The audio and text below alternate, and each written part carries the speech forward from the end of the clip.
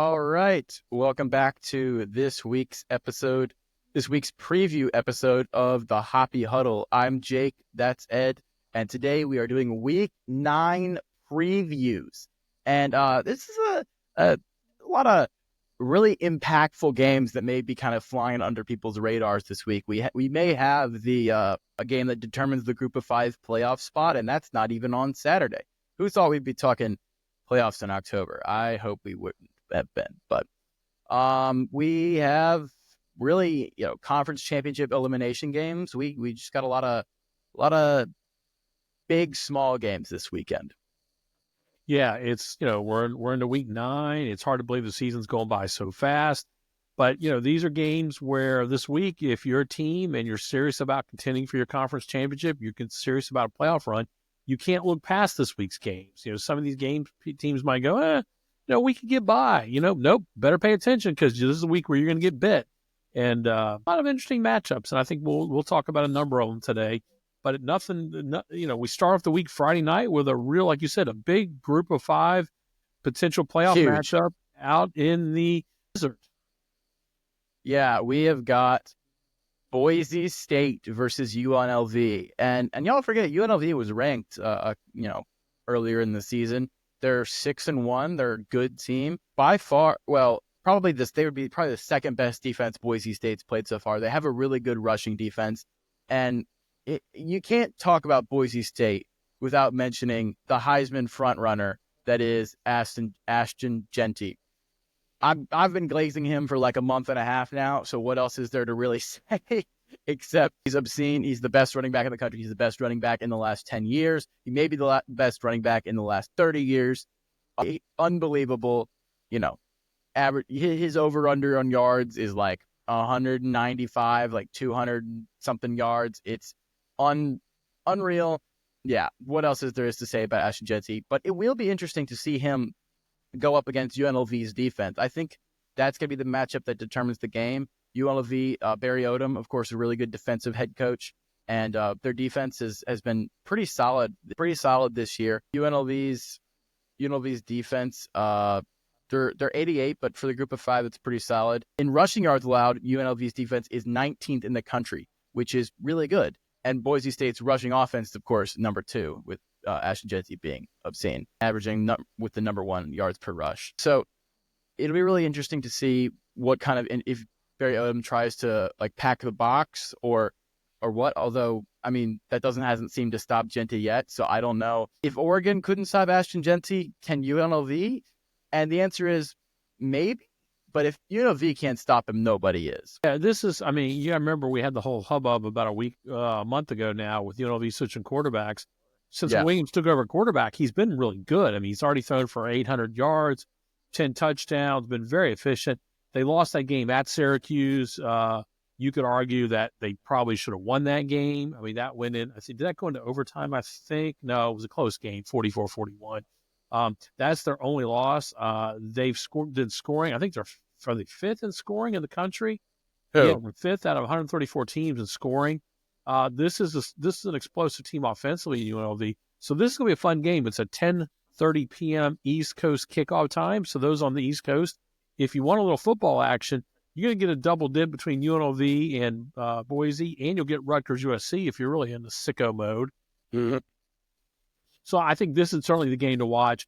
I don't think UNLV's defense is good enough to stop Ashton Jeanty. This is a special player we're seeing. And I think if you're a football fan, you need to take it in. Enjoy this game for what it is.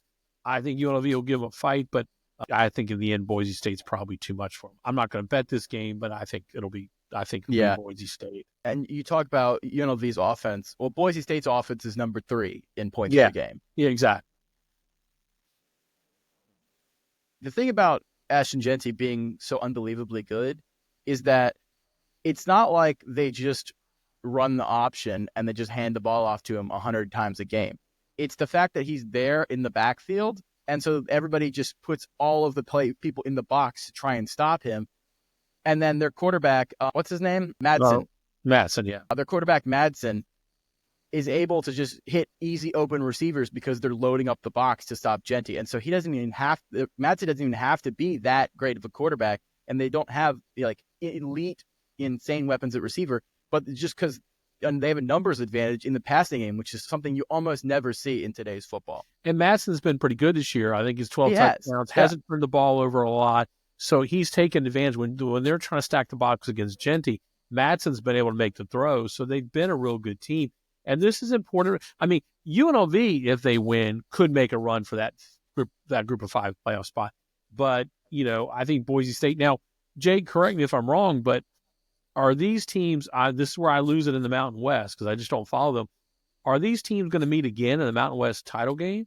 Yes, Mountain West no longer has divisions. So, yes, the UNLV and Boise State are currently 1 and 2 in the Mountain West and are the clear heavy favorites to meet again in the title game.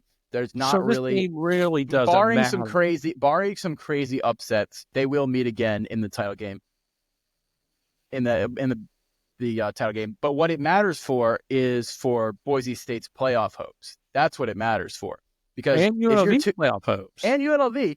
But UNLV, because they both have 1 loss. And so this is a playoff elimination game. The loser, you're not getting in as a 2-loss group of 5 champion.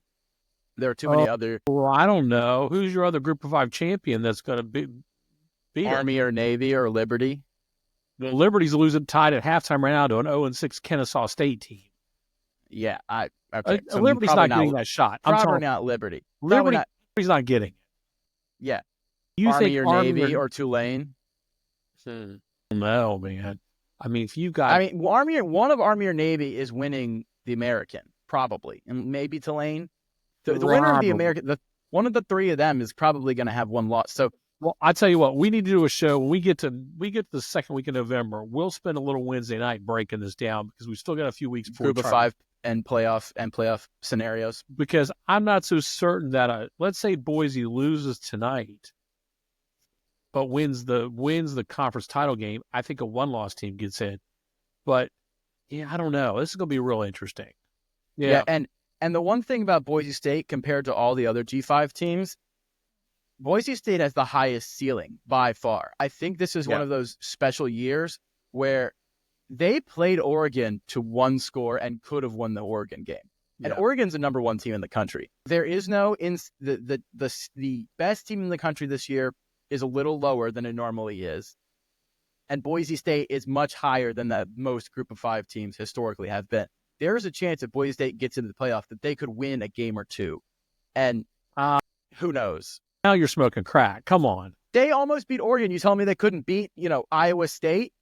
No, they're not. Or they couldn't win a playoff game? Well, first of all, they're not going to play. You know what I'm saying? Some other team. What if they play Oregon again? They're going to be a 12 seed. They're going to play a 5 seed. So that 5 seed is going to be a Georgia or a Texas or a Penn State. They couldn't beat Penn State. On the road in Happy Valley they're not going to Happy Valley in December and beating Penn State.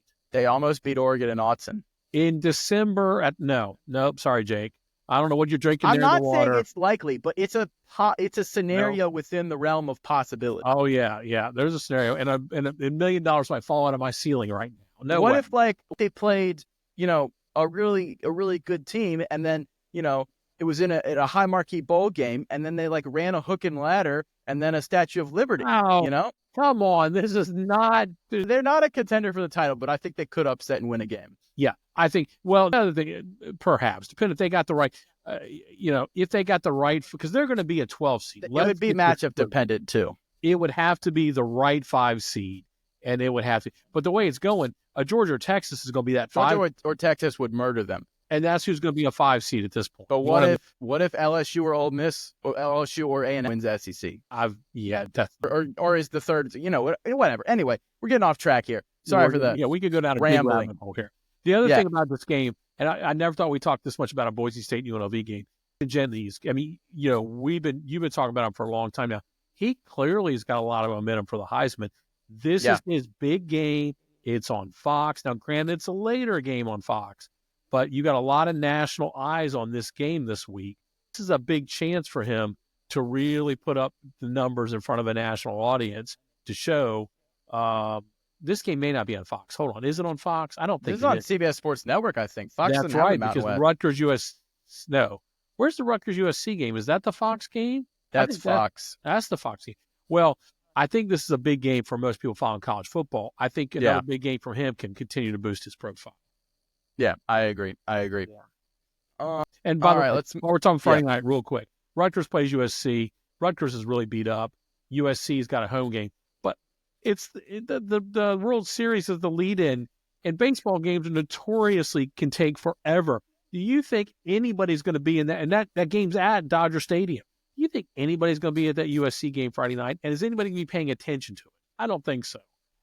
Probably a great time for USC to blow somebody out and get no credit for it. Exactly. That's kind of what I'm thinking. So, anyway, all right, let's move on to Saturday games. I think those will be some All right. interesting Friday night. Yeah, I mean, we had Syracuse. Syracuse Pitt is tonight, right? Or no, tomorrow night. Tomorrow night, you got to get your days straight. You were calling, yes. Dude, I'm mixed up. I'm getting my days mixed up. Yeah. Anyway, all right, Saturday, I want to talk about a ranked matchup between America's team and America's other team. First of all, go Navy. Second of all, they're playing Notre Dame in a ranked matchup in a very historic rivalry. And I don't even think in my lifetime, have these two teams ever been ranked in this rivalry? Navy, Notre Dame? I don't think they've ever been ranked in my lifetime. Both of them? Yeah. So this is crazy game. Obviously, Notre Dame, if you haven't been paying attention to Notre Dame, they've really bounced back from that loss to NIU and blowing out a bunch of teams.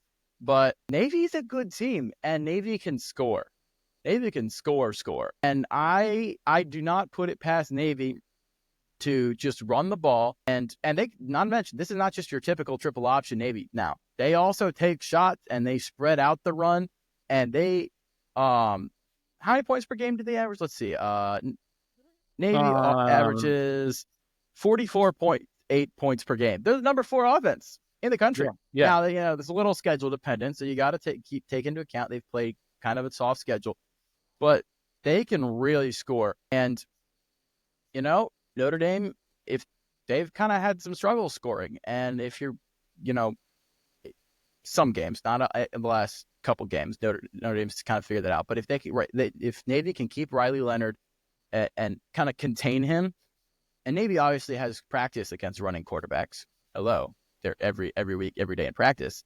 If they can kind of contain Riley Leonard's legs, I'm not sure Riley Leonard can really beat them through the air. He hasn't really shown. He can hit open guys, but he doesn't throw with like the best anticipation. And it's pretty clear at this point that Riley Leonard you don't want to be depending on Riley Leonard's arm to win you a game. Yeah. I mean, Blake Horvath's done a great job for Navy this year. They haven't asked him to throw a lot, but when he has, he's been efficient. He hasn't turned the ball over when they've thrown, so they've definitely been.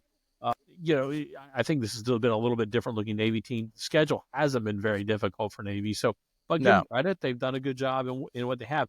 Navy leads the all. They've met this. They've met 96 times. Notre Dame has won 82 of them, so it's 82-13-1. It's a pretty lopsided series. I have bet against Notre Dame several times this year and been on the wrong end multiple times. I'm not going to do it again.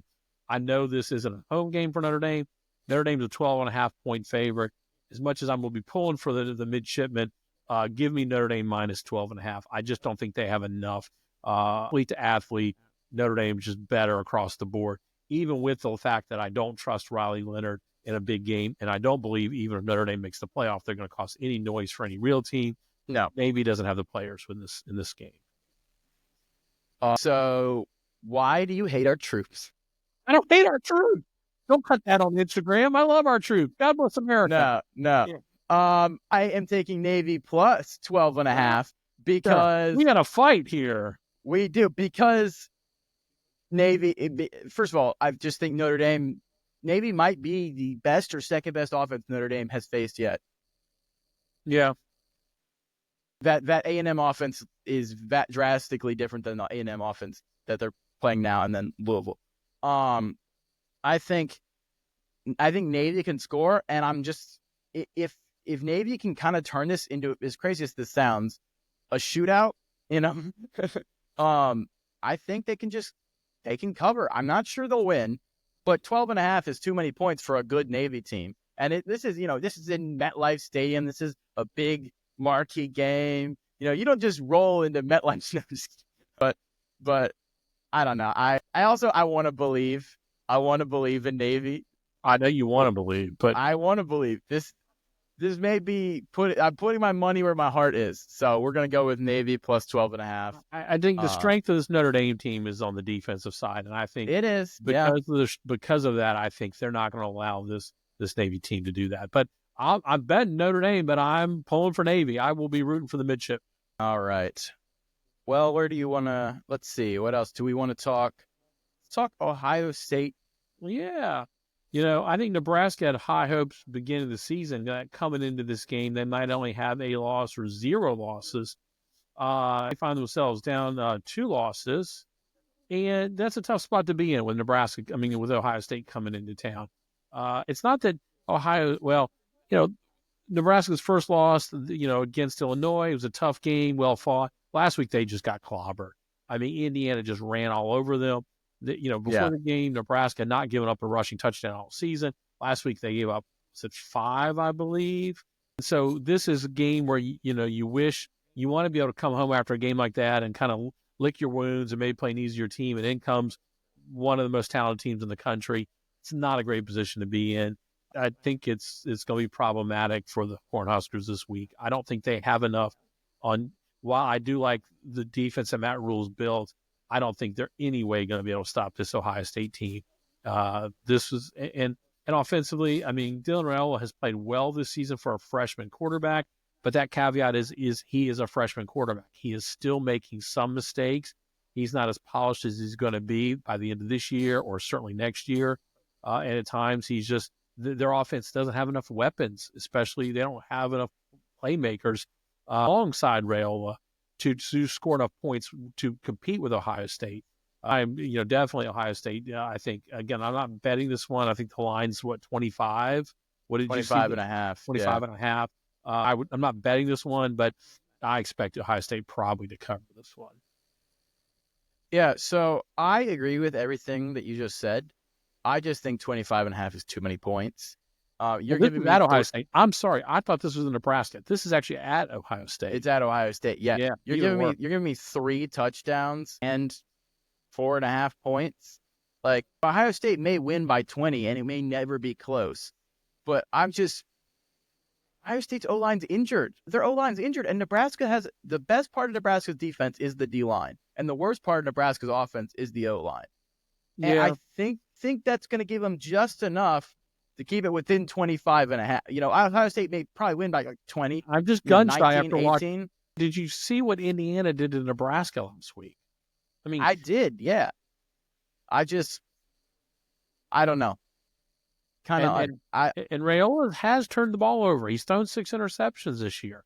He has. We're not denying his talent, but he hasn't been, he hasn't been turnover free. And so I just think that's a bad recipe when you're going to the horseshoe. But, if it's like 35-14, like, I cover. So. Yeah. Well, you look at some of their past games, again, I don't like looking at past games because those are different teams, but Nebraska certainly hasn't had much success in the horseshoe in the past. You're right. You're right. But again, this is not look out for the upset. This is 3.5 scores is a lot. Yeah. For an Ohio State team with an injured O-line. Well for your argument, Jake, is doesn't Ohio State play Penn State the week after this? They do. They absolutely do. So if you're betting, look ahead spot. It's a look ahead game, and so maybe they'll win, but they don't cover. Yeah, that may be an interesting. Especially if it's in the second half, you got the game in hand. You're trying to rest some players. Maybe you don't want Smith and Ibuka taking extra hits. You may at that point. You're up by 20, 21. Yeah. So yeah. Maybe so. That's kind of my thought process with taking Nebraska. Good. All right. Can we go to let's go to the other Big Ten matchup that I'm dying to get to. Okay. Let's go Which to one's Michigan that? State at Michigan. Which 4-3 team is the better? Can you answer that question for me? Yeah, you ready for a spicy take? I'm gonna tell you what it is. Michigan State's the better team. That's right. That's what I think too. I mean, at this Because point, let me tell you what. are. Yeah. One of those teams has a quarterback and a good head coach, and it ain't Michigan. And in two bad teams, give me the team with the quarterback and the good head coach.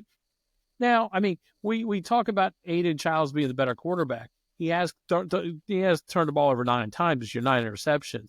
But he's got the playmaking ability. And Will Johnson's out. That Will Johnson's injured. He's not playing. Really? Oh, yeah. He's out for a couple games, isn't he? Yeah, I think you're right. Well, but Mullins is Mullins can really carry that load too. I'm not too worried about that. No, Will Johnson, the corner. Oh, Will Johnson. I was thinking Dylan Edwards. Will Johnson, the corner. So yeah, again, pass defense. Michigan's pass defense was mediocre with him in it. I just think, based on what I've seen from Michigan State recently, I think they're going to be able to score 20 points, 25 points. Yeah. I don't think Michigan can score that much. I really don't. No.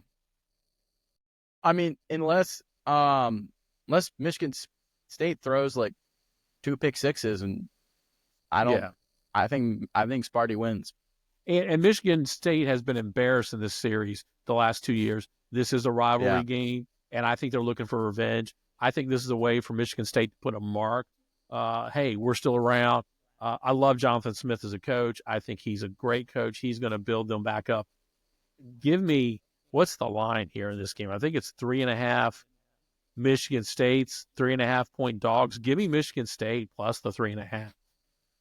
Yeah, see, wait, is it 3.5? Really? That's what I had. They're 3.5-point underdogs. Oh yeah, see, I got it earlier in the week at plus 5.5. Dang. So they bet it down. Okay. Yeah. So hey, gotta love some plus EV value line movement. So yeah, I'll take it. Yeah, I'm on Michigan State plus 5.5. Sorry, you can't get that anymore. Yeah, I wish I could have. I didn't look at it till earlier today, the lines. But hey, oh well, we'll go. I'll still take 3.5. So yeah. Yep, I agree with you on that one. All right. I got a bet on this game, so I just want to talk about it for a second. The South's oldest rivalry, not the Deep South, Reed, not where the are Deep you? South, the South's oldest rivalry. That is the Wahoos versus the Tar Heels. And, North Carolina is back off a bye, and you know what that means. It means we can fade Carolina this week, baby. Yes, because we are picking Virginia to cover. I got them at minus 4.5. Is that still the line? Yes, that is still the line. Minus 4.5. UVA covers, and UVA put up a decent amount of points against Clemson, but this is more of we're just fading North Carolina every game until they don't prove me right. And let me throw you some stats behind that to support your. First of all, we know Mac Brown is just. I mean, this is going to. He's gone. He's gone. He's gone. Yeah. But do you know UVA is the best team in the country in FBS since the start of the 23 season against the spread? They are 13. Interesting. They are 13-5-1 against the spread the last 19 games. Take that to the bank. I am taking it to the bank. That's exactly what I'm doing. I can't take it to the bank here in Virginia. It's illegal for me to bet on Virginia. So if you're in another state, you can take care of that, but I can't. I thought this was a free country. What's that? Yeah. I thought this was a free country. Yeah. Well, like it matters. Like you have more information than I do. It doesn't. This stuff's stupid. Anyway. Yeah. But I'm with you. If I could bet Virginia, I would. They're going to cover whatever. What did you say? They're 3.5-point dogs? Virginia minus 4.5. Virginia's 4.5-point favorites? Yeah. Wow. Okay. Yeah. Well, go Hoops. All right. I mean, no one on Carolina's defense is stopping Calandria. So. No. And or is Musk? Is he injured? Is Musket in? I don't think Musket. I have not seen it. Because I know Musket played. I thought Musket was just playing because it was garbage time. Okay, that's probably it. Yeah. Like Calandria, Calandria's thrown for 1,600 yards, 11 touchdowns, 4 interceptions. He's been good. I mean, he's been a good quarterback. That's not a bad season so far. Yeah. I don't know. My Virginia feed's been filled up with Tony Bennett stuff all week. So in basketball, so I haven't focused on football. So hate to see it. I know. So, all right. Well, while we're staying in the ACC, let's talk about what we thought was going to be the big game of the weekend early in the summer. is turned Yeah. into what is probably just a game that nobody's going to care about, and that's Florida State at Miami. Miami is a 20.5-point underdog. I mean, can you believe that? Sheesh. 21 now. Is it 21? Yeah. And I'm going to take Miami minus the 20.5. I don't think if Florida State has the ball, they're going to turn it over. They've got nobody to throw it to. They've got nobody to throw the ball.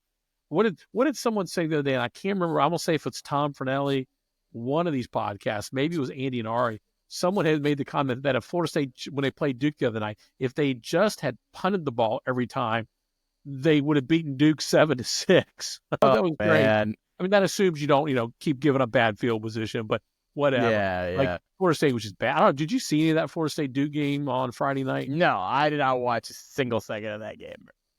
I mean, it's gotten bad in Tallahassee. I don't really know it just went from, usually I know what it is that Florida State is not a good football team. There's not a good football team. There's no waltzing around it. There's no, but this, and this happened. At their 100% best, they are a bad football team. With no quarterback. Zero. With no quarterback. Yeah. Yeah. So that's all there really is to say. This is a rivalry game, so strange things can happen. But the only way strange things can happen in this one is if Miami just decides that they're going to South. Cam Ward blows out his knee. Yeah. There's something strange has got to happen here. I mean, I think I can see a scenario where Miami plays with their food, keeps it close because they make mistakes. They turn the ball over. Florida State scores defensively, and maybe it's a 10 or 15-point margin at the end. I mean, that could happen. But if Miami's playing the way Miami's capable of playing, this should be a blowout, and it should be close. Yeah, and I think Mario will run it up on him. He's a Miami guy. You think he doesn't hate Florida State as much? Absolutely. He's not just a coach that they brought in that doesn't have a connection to the rivalries. He's from South Florida. He went to Miami. You think he doesn't hate Florida State? Yeah.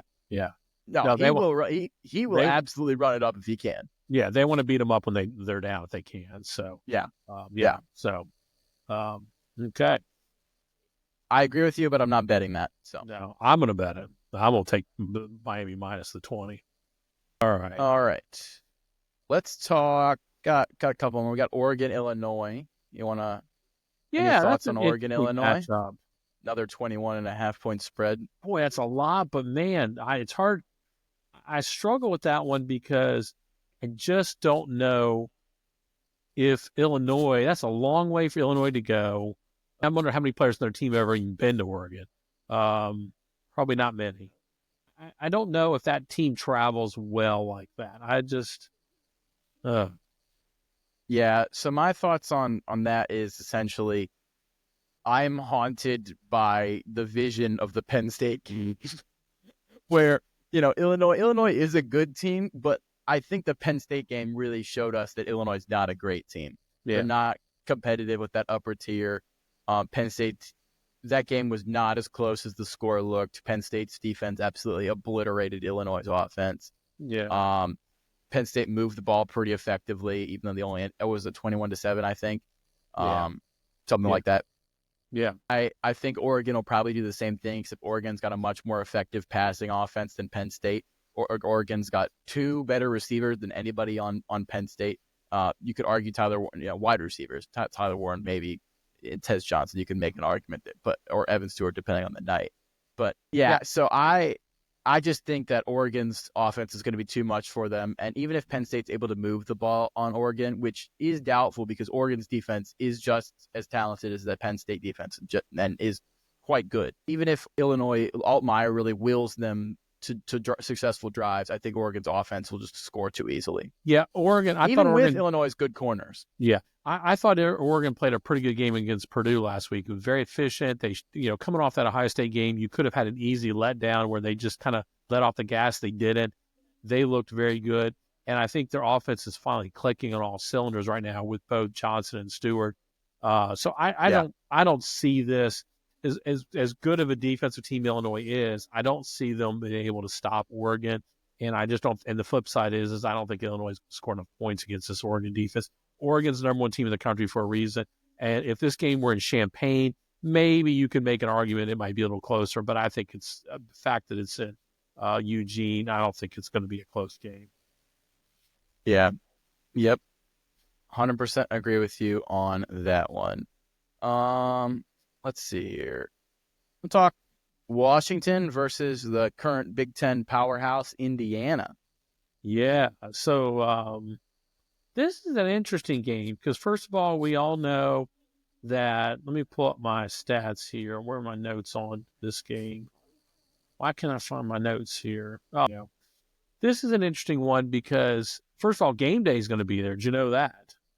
I did know that. That's crazy. Yeah, When was that the is last time game nuts. day was in Indiana? Actually, it was there a couple of years ago with Tom Allen. Was it? Yeah, I But guess it yeah, was. remember the Tom Allen season? Yeah. Yeah. So Curtis Rourke is out for the game. I think he's out maybe this week and maybe one more at most, I think. But I thought Tavian Jackson, I thought played pretty well in the second half against Nebraska. I don't know there's going to be that big a drop off. This is a home game. I think that helps that he's playing in front of the home crowd. Yeah. Washington's a decent 4-3 team, so I'd be more concerned if this was a road game. But I think Indiana can do enough here. Well, I think this will be a tricky spot for Indiana. I think there's enough momentum, and I think Jackson will probably be good enough to get them past Washington. I think what's quietly going under the radar is Will Rogers is having a really good year. He He's almost really is. Yeah. almost 1,800 yards, 13 touchdowns. So, I mean, don't sleep on this team. And could this has have upset alert written all over it, in my opinion. I mean, Oh, yeah. I can make a case for Washington here, especially with Rourke being out. Now, if Rourke was playing, I would say there's no way. But, having Jackson play in the second half the other day, I think was a big deal for this club. And so I think he's going to be comfortable under center. To me, if that's the case, then I'm going to give the edge to the Hoosiers. Yeah, I agree. He looked really good in the second half there, and gives me a little more confidence in Indiana, even without Rourke. And Indiana's been scoring. The interesting thing, and we talked about this Sunday night, Indiana offense is a top 10 offense in the country. They've been blowing a lot of people out. So the only thing that gives me, and again, I call this the upset alert, is that could Washington do it? Indiana hasn't played a real tight game. And I wonder if we get to a tight game, if a team like Washington with Will Rogers that can throw the ball a little bit, if we get to the end of the game, if you don't have a veteran quarterback, what are they going to look like? So just all our listeners, just be on the lookout for that. If we get to the end of the game, what's going to happen? Who knows? I don't know. Good point. I mean, there is certainly a chance of an upset there, but I'd still favor Indiana, and it's a 6.5 point spread. I think they'll cover, but again, if I was looking at it as possible upsets and had to circle one, I'd be a little concerned about this. I agree. Let's go to the two first place teams in the SEC. Oh, wait. I know the answer. Oh, it's not Alabama? It's not Alabama? It's not Georgia? It's not Texas? Not Texas? Oh, yeah, it's LSU and Texas A&M, and they're facing off. You believe that? They are the first. All the other teams are ranked higher. Tennessee, Texas, Georgia, Alabama. LSU, Texas A&M are the two teams that are in first place in the conference standings. Yep. And they've got two, we got one really good offense versus a suspect defense versus a pretty good defense and a up and down offense. I lean A&M just because I've been to that atmosphere. The atmosphere is insane there. I have to say, I know people like to crap on it because they don't have as good of a home percentage winning as a lot of other teams, but that's mostly just because they've had bad teams there. I do think, however, Garrett Nussmeier is very clearly better than Connor Wegman, and he's got weapons on the outside and he can distribute the ball really well. LSU can't really run the ball, which is really what makes me also kind of lean A&M here, is because A&M also has a solid run defense, and because of that, A&M could probably just drop an extra man or two into coverage and be dare LSU to run the ball. Okay, go run the ball, try it. And they probably won't be able to because, it's bad versus good. And, you drop that extra man into coverage, you can kind of confuse and maybe shut down some of LSU's really lethal passing attack. Plus, Connor Wegman has, he looked really good in the Missouri game. And who did they play last? They played Mississippi State last week. He looked okay. but I don't think LSU's defense is honestly like that insane. Like, is there really a difference between LSU's defense and Missouri's defense? No. Nah, LSU's probably a little better, but I still think Wegman can probably move the ball against them. And so that all of those factors kind of lead me to leaning towards A&M. Yeah, to me, the game plan is for Texas A&M, run Le'Veon Moss, control the clock, depend on your defense, and don't ask Connor Wegman to have to throw the ball 40 times. And make it manageable. Keep the game away from Garrett Nussmeier, keep it away from Lacey. Maybe force LSU to run the ball if you can, because LSU can. Try to take away the pass. Yep. I mean, there's your recipe for success. To use that home field, make it loud, make it difficult for Nussmeier to get. I mean, let's count how many false starts we're going to get from Nussmeier. How many? They have to use the hard count all game long. Hard count, yeah. So now, with that said, I picked against LSU too many times this year, and I've been burned every single time. I'm not picking against them this time. I'm not going to pick against Garrett Nussmeier anymore until they prove me wrong. It is going to be a fun game to watch. I think it's a pick'em game in my mind. I'm going to go with, and I think what was the line last I looked? LSU was a 2.5-point dog. The last line I looked tonight. That's right. It's a pick'em game almost like this. I go with the quarterback that I trust the most.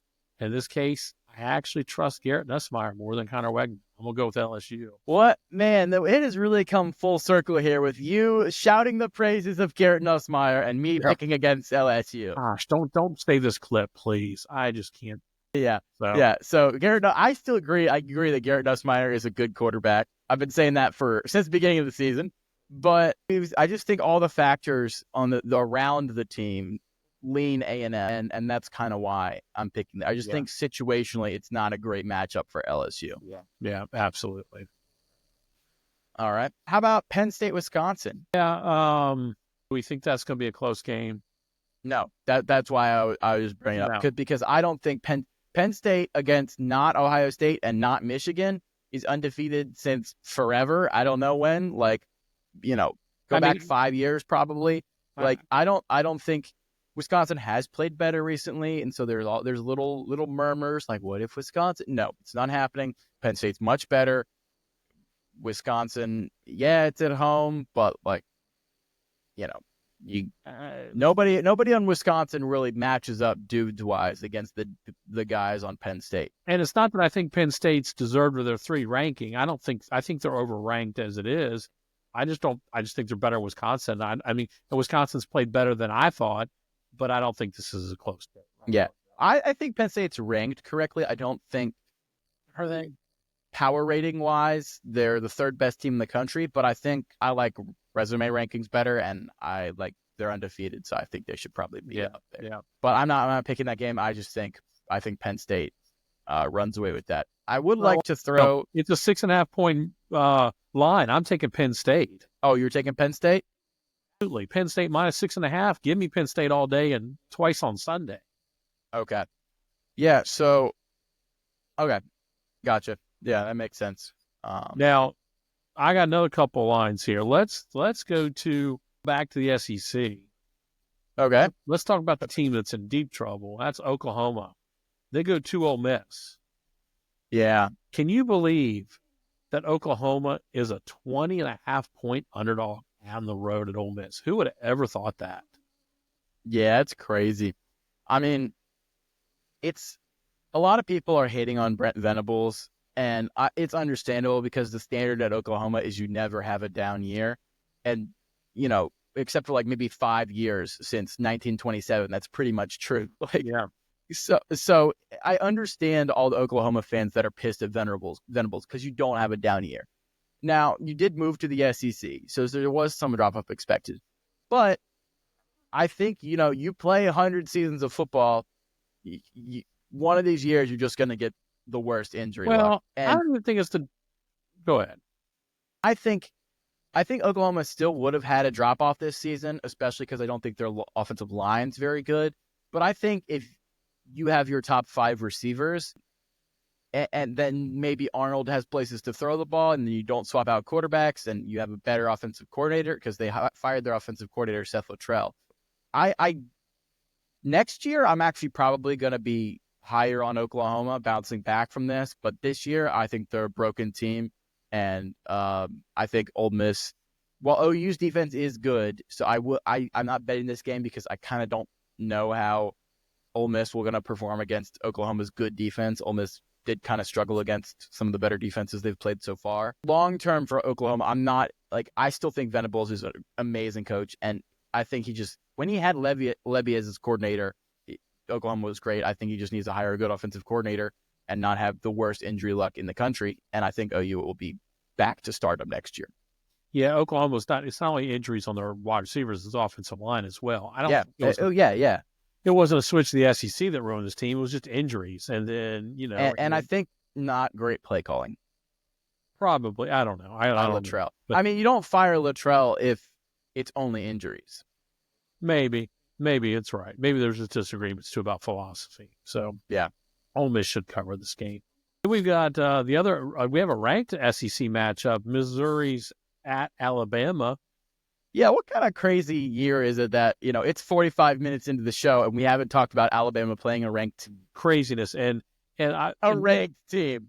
And air quotes, Brady, heavy air quotes. Well, Brady Cook will not be playing for Missouri.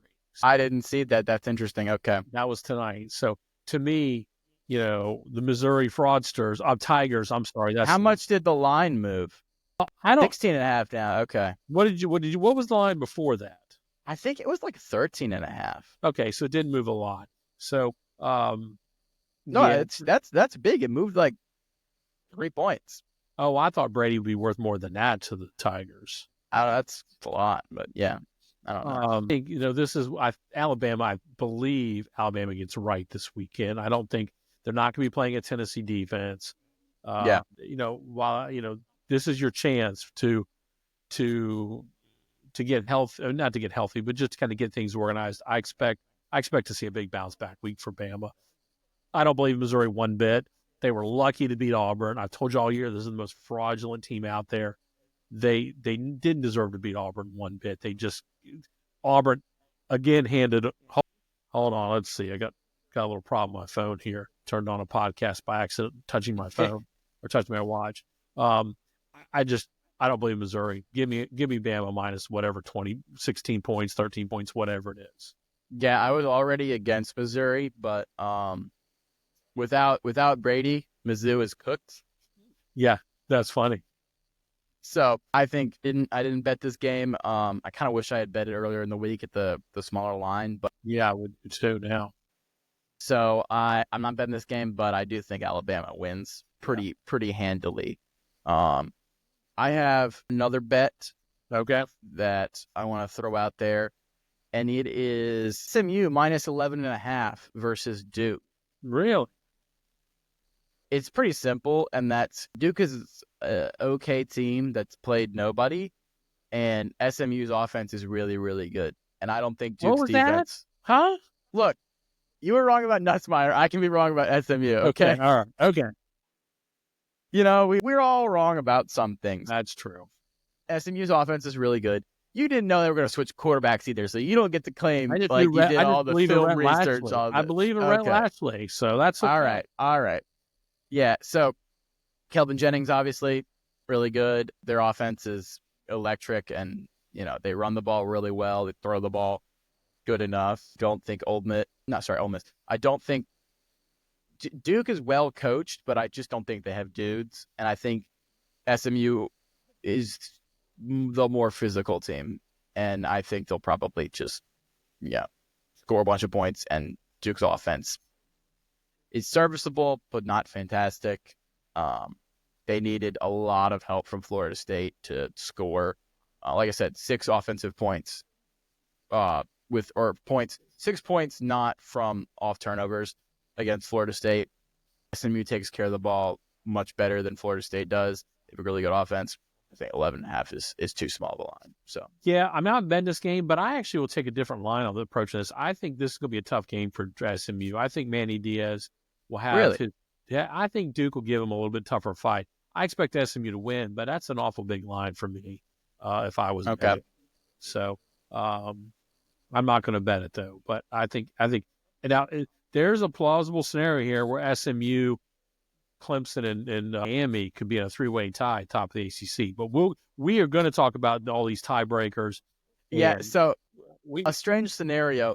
What do you do with one loss SMU if their one loss is to the Big 12 champ BYU? Yeah. And they don't make the ACC title game, and then 3-loss Alabama is sitting there, and you're like, 1-loss SMU, 3-loss Alabama. A lot of people are going to be really pissed. I don't know. Yeah, playoffs. Well, I mean, let's get there. There's some wacky playoff scenarios that could come about here with the way things are shaking up this year. Let's wait, because I don't even want to start talking about these scenarios for at least another 3 weeks until we see what happens. But I think we do need to do a Wednesday night episode on, okay, we got 3 weeks left. What could happen? Yeah. I would just like to say I'm happy that the spirit of 2007 has descended upon this season, because I think we just got to appreciate how crazy this college football season is. How many number one teams have lost, how many top 10 teams have lost, how many unranked upsets there have been. It's been a crazy season, and, it's been awesome. And it has the possibility to get even crazier. It does. Well, the last game I've only got a couple more games I want to talk about. All right. We need to talk just briefly about Texas Vanderbilt. Do we actually believe that Vanderbilt has any chance? Win. Not. Yes. Yes. Do you? They do. Vanderbilt's got a better quarterback. No. How about that? How's that for a take? Vanderbilt's got a better quarterback. You really don't like Arch Manning? Arch Manning's not playing. I don't know about Arch Manning. I saw him play for like 1 drive, 2 drives, like 8 plays. Like, listen, I don't know if Arch Manning's good. Got men playing against Vanderbilt's boys. That's true. Not think they're going to get pushed around, and they're not going to get caught off guard after what Vanderbilt did to Bam. Yeah, but I don't think they're going to take them lightly. I mean, Carson Beck moved the ball on Texas. You think Pavia can't? Are Georgia's receivers any better than Vanderbilt's?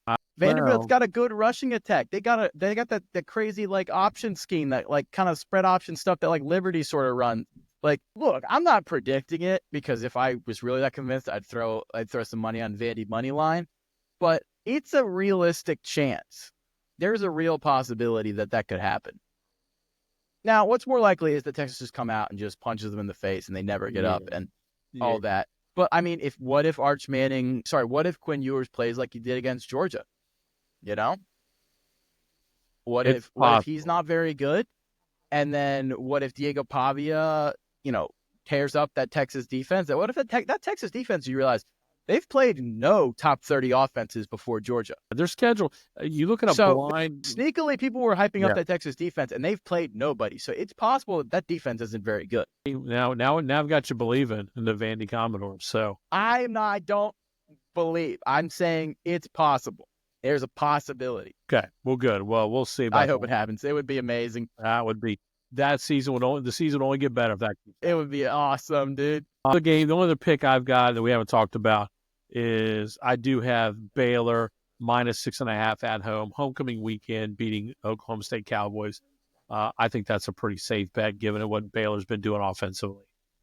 Yeah, I'm not betting on my Bears, just because then I would be double sad if they lost. But I do think this is a very interesting game for Baylor, and it is homecoming down there in Waco, and I'm wondering, should we get like a front row, a close up look at this game? I think we should. I think the Hoppy Huddle needs. Yeah, I think the Hoppy Huddle is going to be live from Waco. Yes, that's what I'm talking about. We're going down to Waco this weekend to Baylor homecoming. It's going to be awesome. We're playing Oklahoma State. We're going to beat them, hopefully. And it's going to be a great time there. I'm sure we'll give an update video from outside McLean Stadium. And I can't wait. Yeah, so that'll be good. So. Yep. All right. Well, that'll be good. It for me tonight. I've got nothing else. Yeah, that's all we got here. Thank you guys so much for watching. Make sure to leave a like and subscribe on YouTube. Follow on X. Follow on all the socials, on Instagram, everything else. And good night. Good night, Atlee.